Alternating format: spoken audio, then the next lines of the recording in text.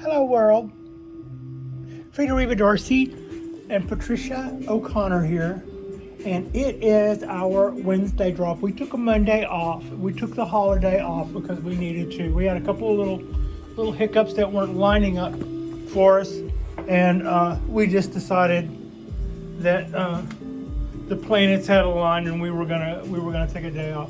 So, but this is an accumulation of accoutrement, and this is our going to be our little bed that we're going to do our cuttings in, and these are them. Them are those. These are those. This is them. What we are looking at here is that is olives cuttings, which I can probably cut those. The ones you're looking at there on top, I could probably cut by a factor of 6. Another jar of olive cuttings, I got those at the Safeway tree in the parking lot. I got those out of a big, huge olive tree in the parking lot next to the Safeway. I always park in the parking lot next to the Safeway because I don't want anybody dinging my car. Yeah, I'm one of those people.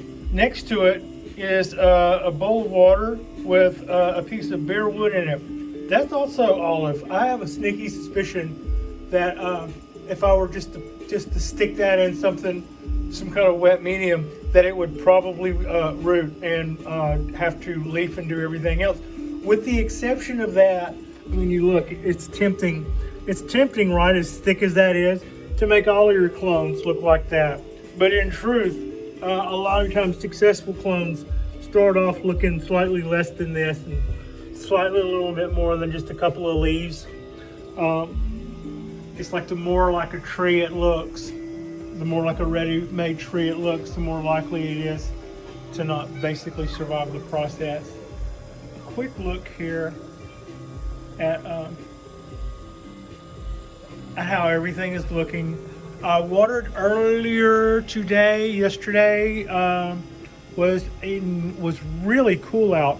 The day before that, it was really cool out. So we've been having some really nice, cool snap of weather, and I've backed off the water in just a tad.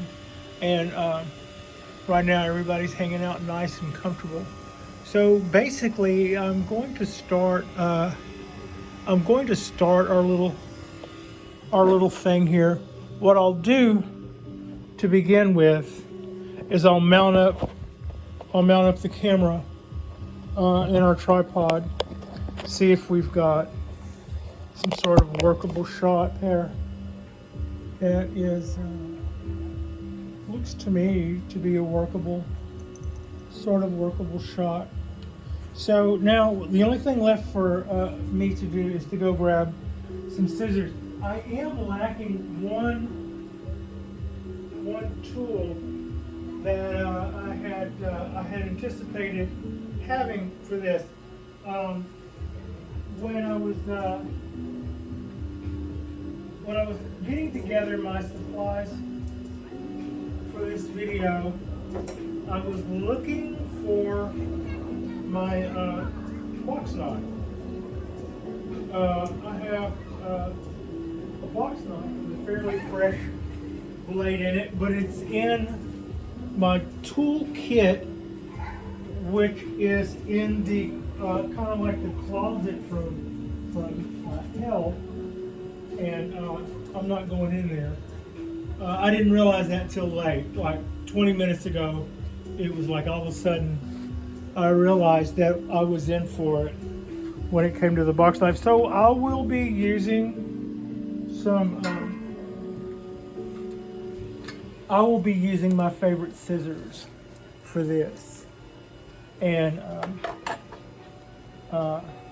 these guys, and we'll be using this, and we'll be using some rooting powder, which is rooting hormone, and basically the idea is I'm going to take 1 or 2 of these clones and start little rows back here, back on the back. We're going to call this the back row. and we're going to call this the front of the row. So I'll likely start in that corner and put one of each in there, and then from that you can deduce from there me doing that 100 more times. There's really not, I don't see a whole lot of point in putting y'all through that. I just do have a couple of tips from when I used to do cloning with perennials. And one thing I wouldn't do is what I did here recently, which was just take some cuttings and put it in a jar of water. I also watched a video where someone did that with some coastal redwoods. They took some coastal redwoods, they took some cuttings that were about the diameter on the big end and the length of a number 2 pencil, and they put them in a jar and a glass, like a drinking glass of water. And it took a long time, but they said they changed their water every day and those rooted. I've tried that. I've tried that for up to probably 3 or 4 months, changing the water every day. And maybe it's our water. Maybe I should have gone with bottled water or something, but I was never able to do that. But one thing that has occurred to me that's probably doable that I hadn't really brought up with you guys. In fact, one of y'all asked me several months ago, would I be doing any cuttings of the Dawn Redwood? And it is possible to get cuttings from those. So maybe at some point when I do a little bit of a cutback of shoots or stuff that's multiple shoots or pointed in the wrong direction, down or straight up or something, maybe I can allocate a little space for some Dawn Redwoods, and as I see those, I can make those available. Otherwise, what we have is, I'll just show you with the cherry blossoms. So I have different jars. This is as you can see, a measuring cup, and I have all of these. I have water on the carpet now, and as you can see, I have all of these cuttings in here. They're not huge. They're still green. They're starting to, I would say semi-firm cuttings. They're not hardwood yet, but they would probably snap. So might as well start with that. Now, when we're looking at a cutting like this, this is not going to be a whole plant. It wouldn't, it would be nice if I could take a couple of these leaves off and have something that big. But more often than not, something like this or less is what we would actually be looking at. So what I would like to do is we'll just take that off there for now. So that's what that is. Now, this guy's been soaking up water for a day or two, because it was supposed to do this video yesterday. They were going to soak for 24 hours. But a lot of people will soak these for quite a bit longer. And also, when the leaves are this big, that increases the odds of them transpiring so much water that they just can't keep up.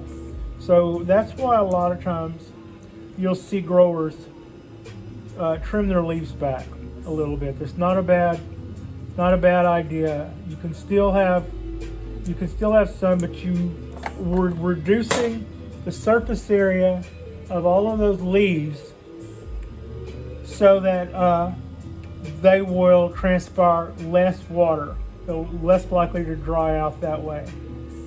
That's sort of important. Now, here's what was this is a little bit, I wish I'd have been a little bit better prepared on this part. At this stage, what I prefer to do rather than use scissors is use an X-Acto knife. And the reason is this action squeezes the end even when the scissors are sharp. A lot of times it will squeeze the end together as it's cutting them. And if you have an X-Acto knife, you might squeeze the top down a little, but if you kind of give it a cutting action, not so much. And that's not kind of wrecking the end the way it would if you're squeezing it together. These are almost have a pliers action, right? Even sharp, they have a little bit of a plier action, and they're going to close the end up. And what would be a little better would be if we could leave that non-bruised.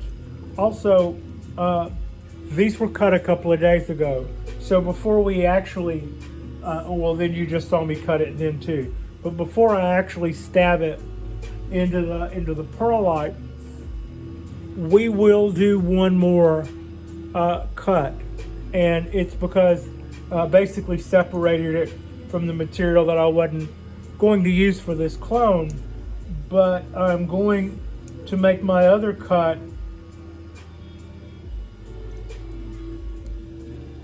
right here where the note is. That's where it's trying to make its next round. So by cutting it, actually it's going to be, yeah. By cutting it there's already going to be hormone allocation from the plant to rush to that wound site because of all of this, because of that's also being a bud site. So the reason for the angle cut is that will give us more room for more surface area. Now, I don't know how well I'm showing this, but I'm kind of doing it like I had a carrot peeler or something. I don't know how much. I'm scraping off a little bit of that outer skin.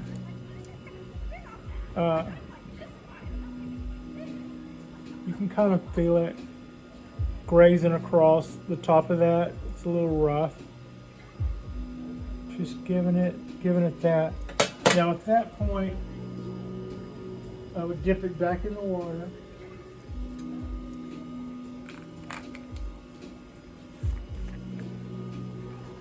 And then,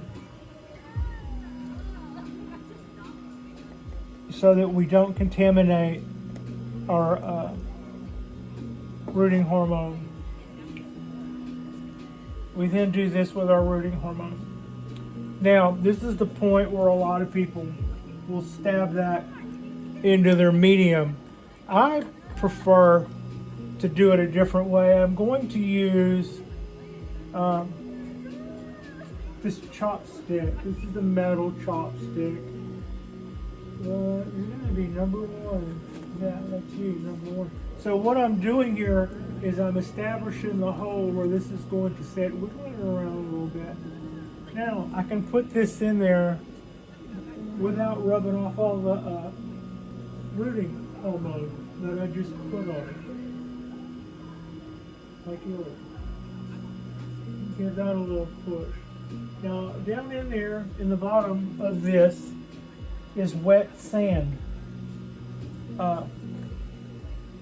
Wet sand isn't necessarily the greatest in itself for when it comes to rooting, but what it does offer is it will hold the moisture, and this perlite will give the roots something to run through without giving them a lot of flack when they're ready to do so.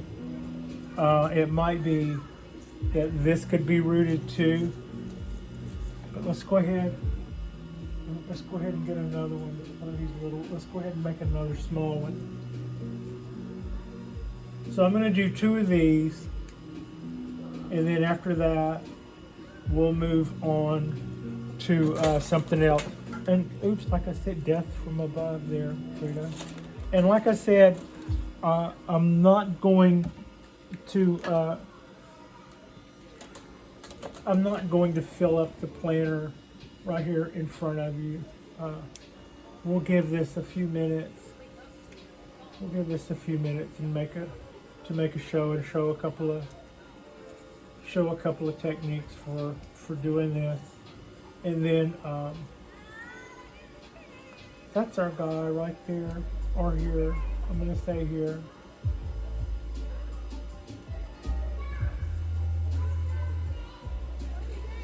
Cut it there. Okay.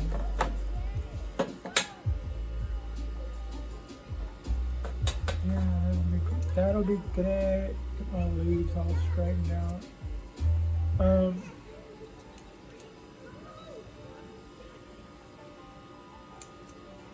Hope everybody has been having a really nice holiday. I had a really nice holiday. Today, I got a late start. Today was again my day to go back to San Francisco to meet with my healthcare specialist.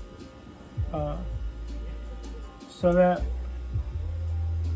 that took me up for quite a bit of the day. But it's nice to go to the city since I have these kind of appointments that are going to come up. I don't make many plans to go to the city aside from that. I suppose I should probably make better use of the time when I'm there. Maybe go out and eat or something. In fact, that would be very. I'm still just rubbing part of this outside cambium off of these shoots.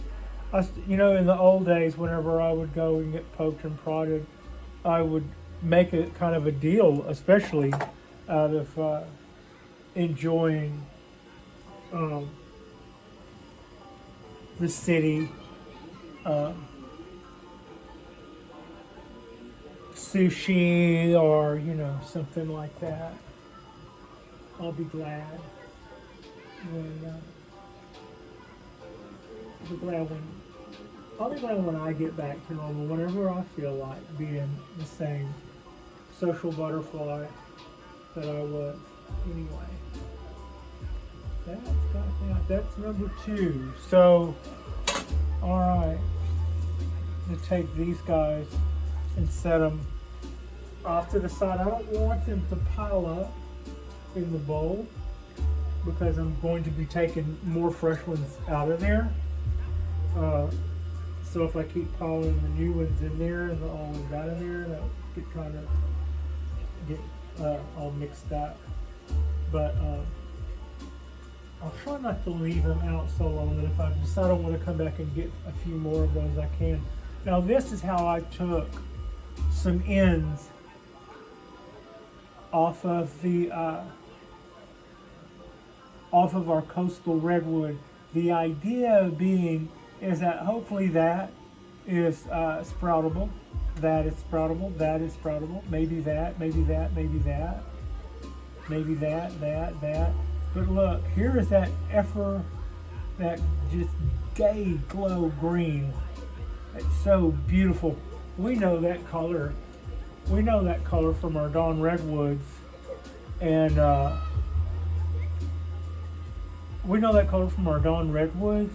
from our cypress trees.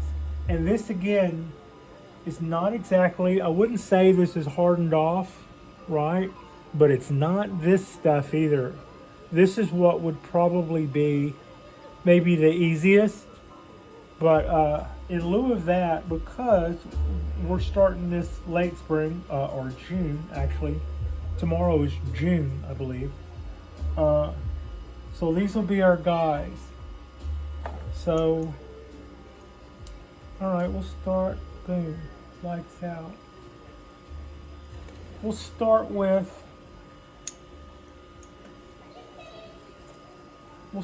this guy.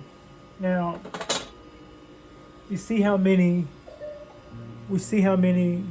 needles we have on there. We're going to strip back quite a few of those. got quite a few of those. Quite a few of those where we got ourselves a little bit of a stem going there. Then I'll take the good edge. And it's just kind of like peeling the skin on a carrot. Peeling a potato, except less so. Or peeling an apple, except slightly less so. We're not taking all of it down to the core, just taking off that hard protective layer. Making sure everything gets a chance to make contact with all the good stuff. And then I'm going to refreshen that cut with a little bit of an angle. And whenever you can get close to a node, you see a little bump in it with a node, that's going to be a place where it's going to be really active. It would produce its own hormones there, plus what we're doing here. Oh, where are there we go. So yeah, do that.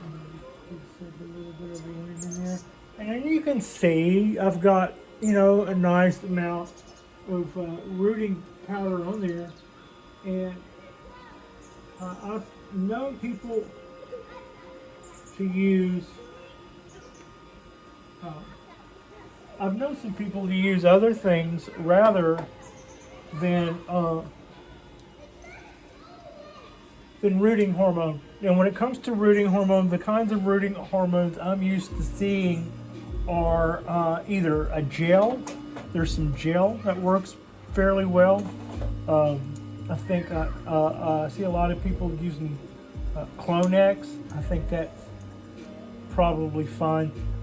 In Japan, you still see a lot of people using clone powder, and for that reason, I ordered some clone powder to see what that was like.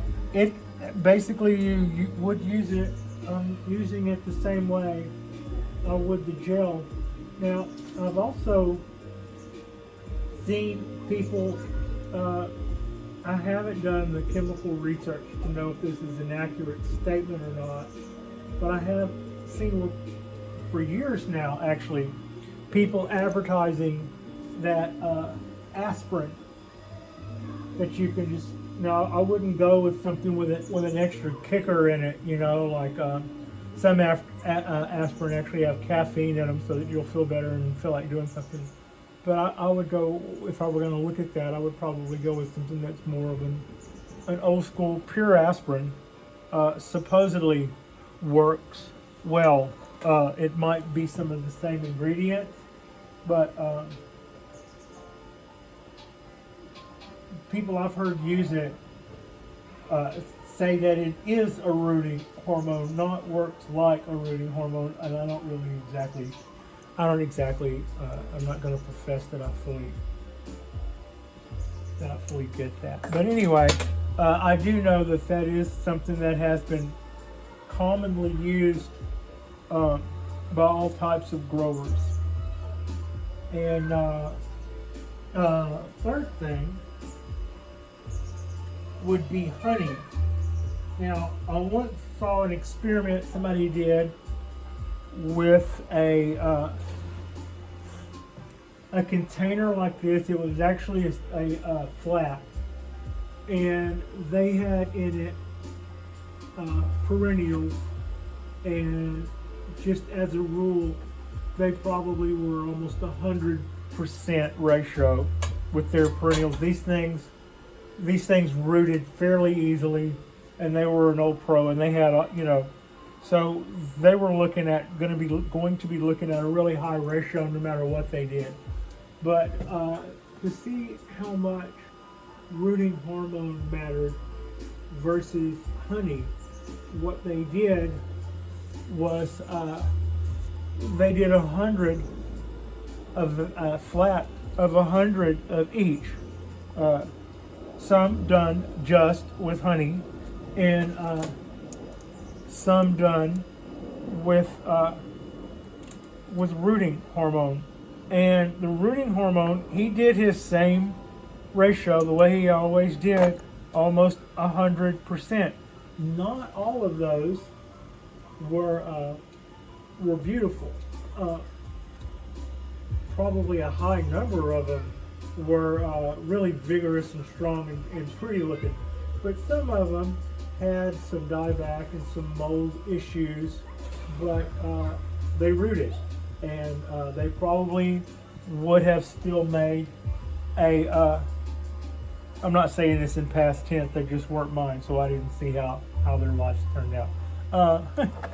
But the point being, he got his regular ratio out of his clone. But the ones with honey, 2 observations. One, I'm dipping these back in water after I make the cut to make sure that it's wet really good and will take this hormone. Observation number 1 was the ones with the honey, not all of them rooted. He probably had I did that wrong. He probably had 20 out of 100 that didn't root. 20 out of 100 total that did not root. So 80 that did. However, the 80 that did were healthier and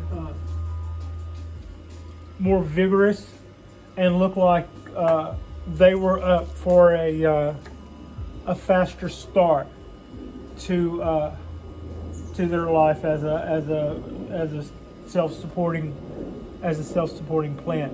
So I thought that was interesting. One got 97 to 100% ratio using rooting hormone with some mildew issues and some dieback, but still otherwise good roots and plants that would have done well in their flat. Whereas with the honey, did have a higher death count, 20. But they were nicer looking plants. So that was what I learned, and I had seen that too. So it would stand to reason that maybe you would, might incorporate. Well, I don't know about that. I don't know that I would try to incorporate both. But if you were the type of person that says that less chemical interference is more. I mean, look, I'm using. This may, I have no idea what this is. In the past, I've heard of some of those being silver, maybe silver nitrate. I'm not really sure. Basically, the same kind of, some of the same compounds that you would find in photography. Right down in the little hole I made. Now that guy, all of these little guys, and this one went over and it was supposed to be over here. All of these little guys are going right down into that substrate, and then they are settling down into wet sand, and that sand will keep them from drying out. And the little thing I showed you with the maple leaves will give them a little bit more of a head start towards losing moisture over aspiration. So yeah, that's a little bit about how. Now we're just going to fill this. I'm going to go right on ahead and fill this little puppy up. So a little quick dunk in the water, so then it'll take plenty of hormone. I'm tempted, every time I swing around here, I'm tempted to stick the plant tip in there, but it's kind of a big deal not to go messing with your hormone. Yeah, that is kind of a. And I put water on this in that sand 2 days ago, and I could definitely tell when I picked it up from over there just a little while ago that it is really a lot heavier with that sand in it. Duh. All right, so that is a little bit of our coastal redwoods. I won't make you suffer through a lot more of those. But next we'll move on to some of our maples. I ended up with 3 different varieties of maples, and as you can see, this one is very green. It's a really pretty Japanese maple. The other one I ended up with is also a very green and pretty Japanese maple. And then I have a red one also. Cut that again, Pat. Cut that here.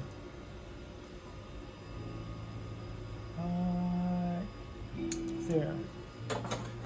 Oh yeah, and then rough it up. So yeah, and I'll probably do a little rake back. On these leaves too. I might not cut them back as much as I did those cherry leaves. But yeah.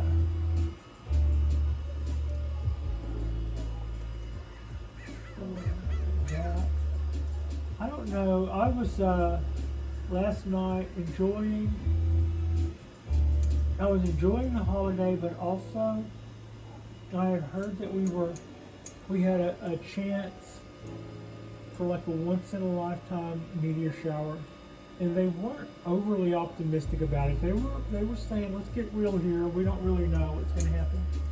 But apparently we drifted through the remnants of a comet, and I mean, like our planet just drifted right through a spot where this thing had exploded.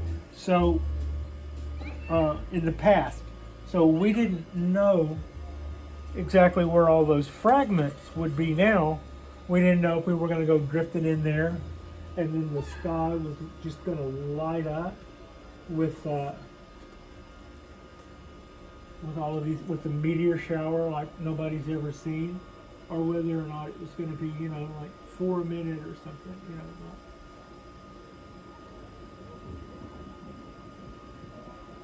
in there. Okay. That's number one.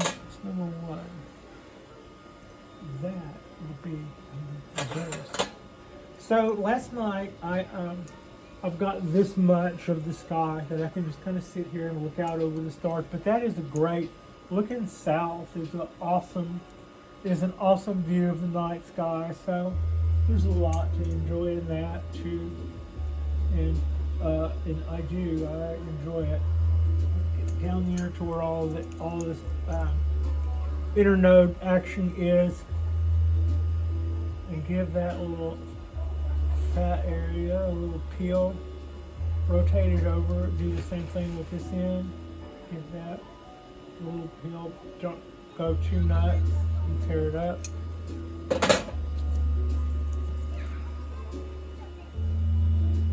Give it a little dunk in the water again to make sure it's plus that last little cut is to freshen that up. It's kind of like, I think I would look at it like an apple.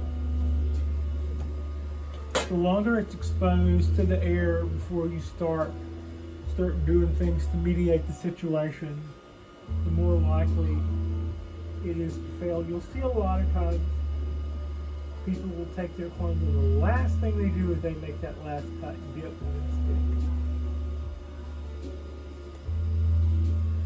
stick. Those aren't as long, and since the stems are so soft, I'm wanting to make double sure that I get them down there the way I need to. Now,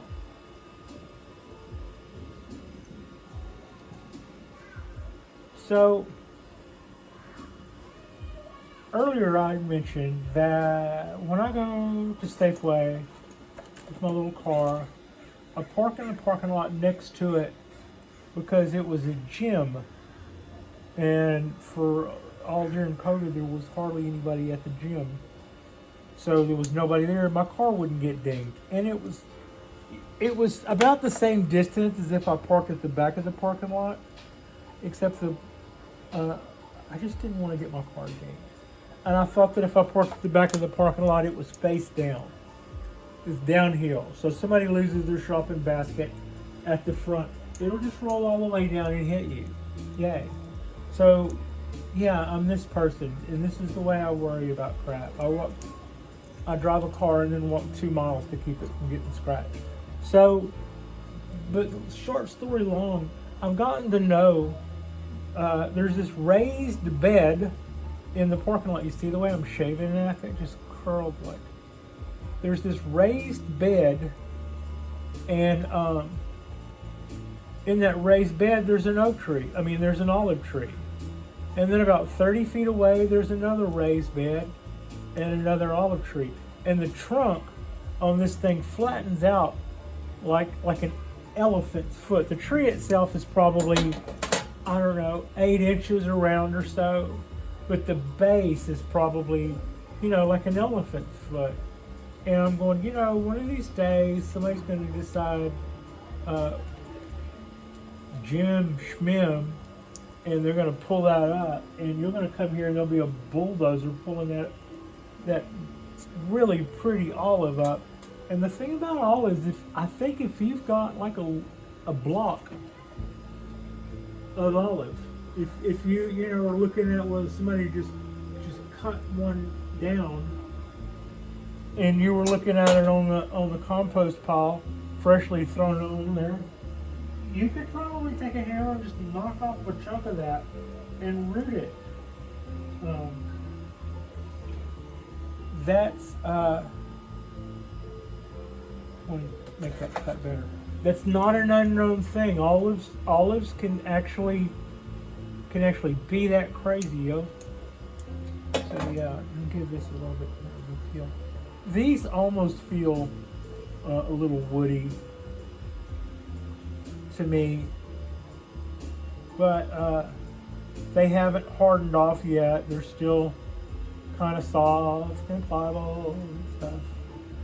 So I should probably get rid of some of these leaves too. In fact, if I'd have peeled that might have even been better, but out of all the times not to be a ripper.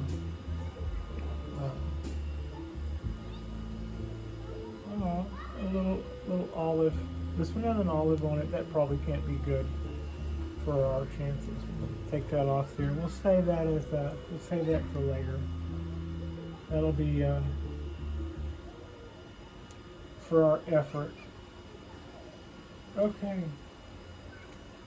That's our guy. That's going to be our beautiful little olive tree. Now after all of that manipulation, make sure it's still good and hydrated. Oh, I got some rooting hormone on my side cutter. So good. We will be rooting up some fresh side cutters. Frida wanted me to try to she wanted me to try to root some of her little sausages. And at first I thought, how am I going to explain this to her? And I don't want to disappoint her. And then I thought, we'll do And then I said, okay, well, we just have to give up like 5 of them, so that, and then that was the end of it. She didn't want to give up 5 to try to grow sausages, which, if you don't know what sausages are, they're like little Slim Jims for dogs. She thought while we're just growing stuff that could be handy, why don't you grow more of these things? These are good. So, yeah.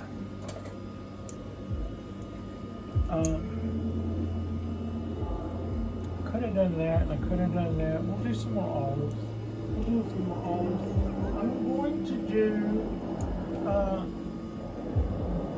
one more olive, and then I'll switch off to that to start doing some, start doing 1 or 2 of this beautiful, beautiful scarlet looking maple, and that I collected yesterday afternoon.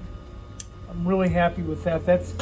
That's going to add a lot of color to this. So I'll do a couple of those, and then we will have, you know, I don't think that'll be too fatal for anybody to watch me. See, there was another one. You can see there that is it was making another. So yeah, that's something else I didn't say about this olive. There are times when I pull into the parking lot where it is absolutely covered in little olives just everywhere. So yeah, it's definitely not just a pretty face. This one, these little guys, if we get any of these little guys going, we will be making some olives. And some people would say we'll be making some messes, because they can be a big mess in the driveway or something. I don't see that though. That's like a good thing, right? It is. It's a good thing. So you can kind of see I've got a node there. I don't know if I'm being weird or not, but I got a node there. That's just exactly up our alley. We would love for that guy. Pull a few more of these lower leaves off. And the main thing we're going to try to do is just make sure that our sand in here stays wet. Yay! Okay. Another quick blunt, and then another quick. Got some green hormone there.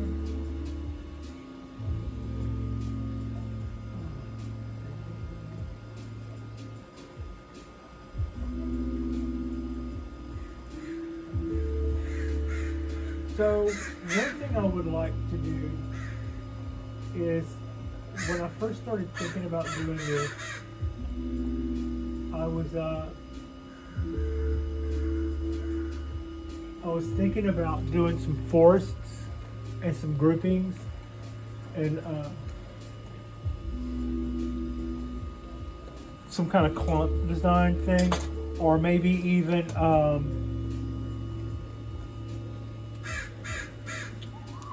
a raft.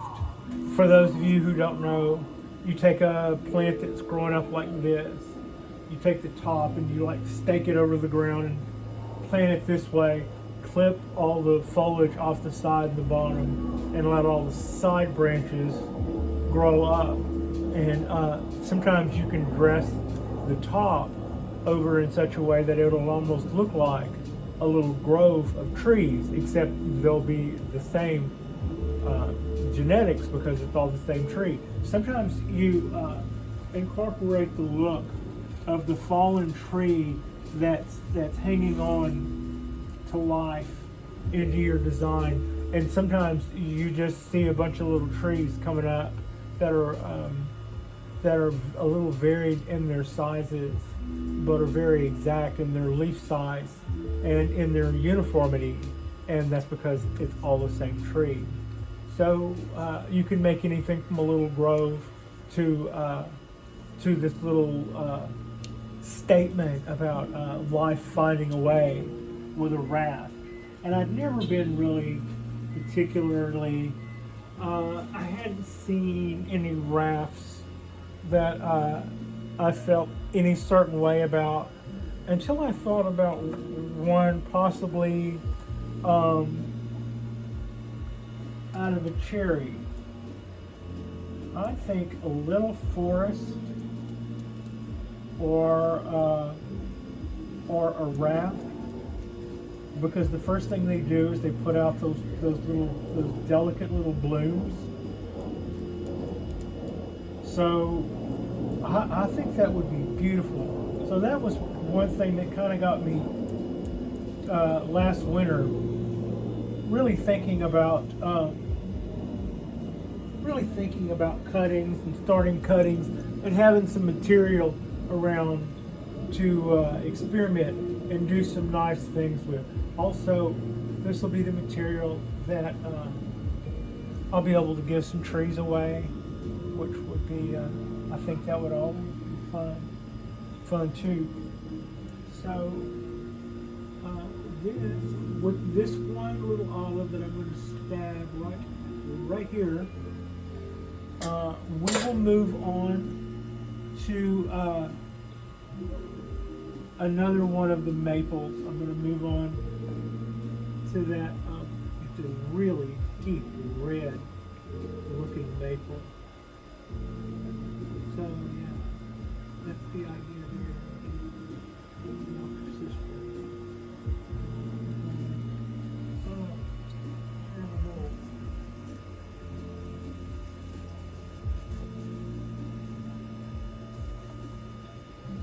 So I think this is a really pretty color.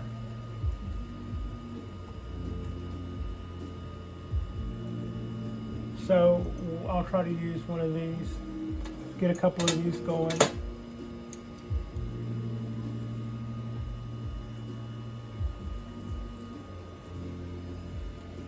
Take these leaves back some. And like I said, the idea of pruning the leaves back is that you'll still have something for photosynthesis, but you will not be losing as much water. It's that rapid loss of moisture that will affect our outcome on these guys.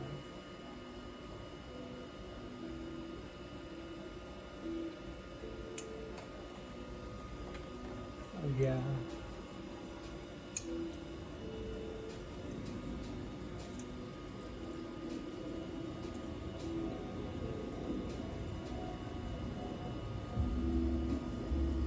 Give that a little.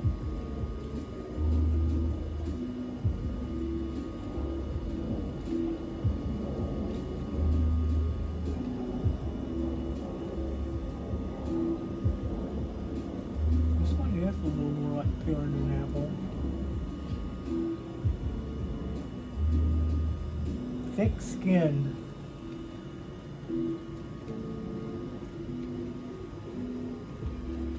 Yeah, there we go. You can kind of see. I'm just taking that skin back a little bit, and it is. It's kind of like skimming an apple. Then I'll give that another little.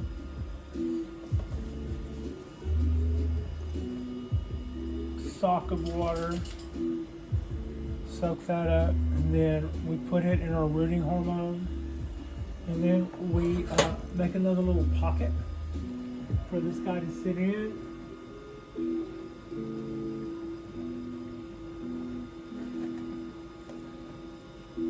And then run it down in that little hole, and being very deliberate about poking these down there, making sure they find the bottom and the sand, because That's what keeps them hydrated. That's the only real reason for having the sand is it's just a medium that will hold water for periods of time that will not allow these to dry out in between the times that we go to give them water. So I'm going to reach in and do probably 1 or 2 more of these, and then at that point we will call this one. We will call this, the next time you see this ensemble, it will have many cuttings. I am just going to kick back tonight and fill up the tray with cuttings, and probably take in some bonsai videos while I'm in the process. I'm looking for any bud sites along here. If I saw any bud sites, those would have been, this node would also be an okay place. No. What else do I have here? I'm exploring my options.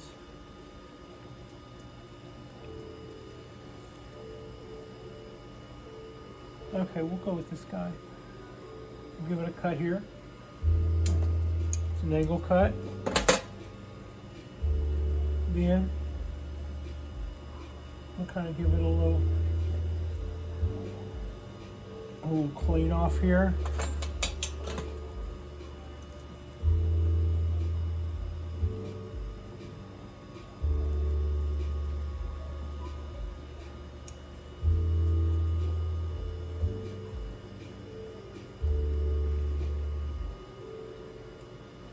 There we go, I'm getting it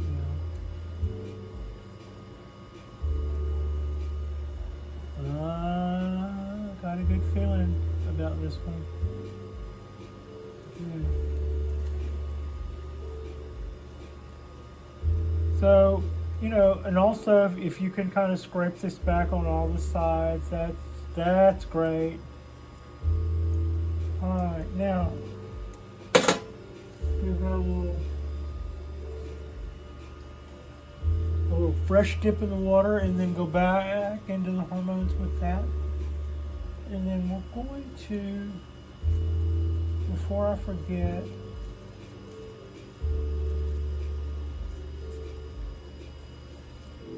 do this.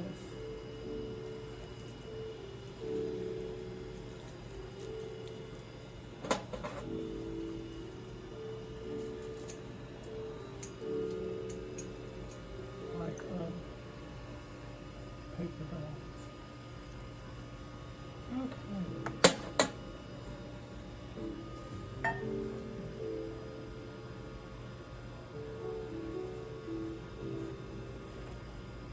You can definitely feel it when you hit that wet sand.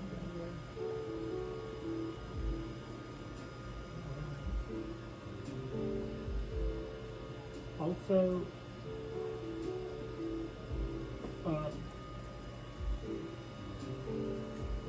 when you're done, when the tray is, or when you're done, not when the tray is full necessarily, but when you're done for loading at any one particular time, it's a good idea to go back and lightly sprinkle over this. It's not going down the drain, it's not going out of drain holes by not wiping the powdery hormone off of the stems, putting them down in the hole, because we made little pockets for them to fall into. When we water them, that mixture should stay fairly close by. It's not going to go down a drain and get whisked away. So we'll keep an eye. We'll keep an eye on our how much moisture is in there, and not let it dry out. But it should go several days at least in between waterings. I put water in this the day I mixed it, which was several days ago, and I haven't watered it again since. It was actually heavy with the amount of, you can kind of see, I don't know if you can kind of see it, I can see it. I don't know if the camera angle gives it up or not, but you can definitely look and see that the sand is wet in the bottom of the tray, which is exactly what we wanted for that to do. Let's see if I can pluck this off here. without ruining the show. All right. Um, that is a little look at our start. This is just a little glimpse of what we're going to do, and that is our arsenal of stuff. As you can see, more olive, more maple, more cherries, more coastal redwoods, and the 2 more maples. So in the future, we might incorporate some Dawn redwoods, but this is a really nice exercise. I'm glad we're doing this, and I can't wait to see the results. As you can see right now, I've got this tub. Some people would put over this cellophane so that it would stay humid in there. I don't know if you can see it. You might can see it. Behind the cypress trees, there is a tub very much like this one. I'm going to use that one as a lid, so it'll have a domed lid. We had room to burn. Everything is small in here, but had it been taller, we would have had room for that too. But that's kind of how that'll go. Like and subscribe if you haven't already. We're going to be doing this little propagation exercise probably for quite a while, and then probably ongoing, depending on how well it goes. We may also throw other trees into the mix and just keep going with that. But yeah, I've got coming up in our future here, not too far away, our club is having an auction, so I'm really looking forward to that in a couple of weeks. And I was just looking yesterday at this cypress trees and the way they're growing out right now, and I'm letting them just flush out and do all that cool stuff they're doing. But they're, you can kind of see the trunks in there, but as far as their branch structure, they're a mess. But that's what we want them to do right now. We'll make our branch selection come fall, and even though I've said that a few times, I started kind of thinking about what that means. Watching these trees grow is a real pleasure. When they went from winter and not hardly any green or any shoots to doing all of this, it certainly was gratifying. And now whenever they turn rusty and it becomes my turn, that'll be gratifying in another sense of the word. I'm used to kind of thinking that when it comes to these guys, my part's over until next spring again.